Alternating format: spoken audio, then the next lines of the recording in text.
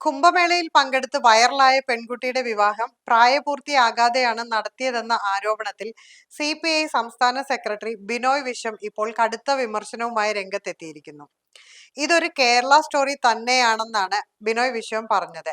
ആ പെൺകുട്ടിയുടെ പ്രായം ഇപ്പോഴും അറിയില്ല. ആധാർ കാർഡിൽ വയസ്സ് ശരിയാണെന്നും പ്രായപൂർത്തിയായെന്നും പറഞ്ഞതിനാലാണ് അന്ന് അങ്ങനെ ചെയ്തതെന്നും അദ്ദേഹം വ്യക്തമാക്കി. വിവാഹത്തിന് മുന്നിൽ നിന്ന നേതാക്കൾ പ്രതികരിക്കാത്തത് എന്തുകൊണ്ടാണെന്ന് അറിയില്ലെന്നും ബിനോയ് വിശ്വം പ്രതികരിച്ചു. ഇതിന്റെയെല്ലാം പിന്നിൽ കൃത്യമായ രാഷ്ട്രീയ അജണ്ടയുണ്ടെന്നും ബിനോയ് വിശ്വം പറഞ്ഞു.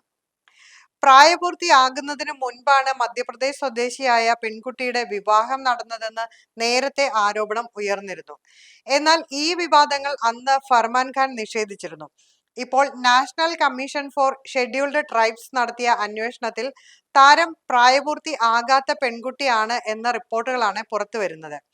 കമ്മീഷന്റെ റിപ്പോർട്ട് പ്രകാരം വിവാഹം നടക്കുമ്പോൾ പെൺകുട്ടിക്ക് 16 വയസ്സും 2 മാസവും 12 ദിവസവുമാണ് പ്രായം.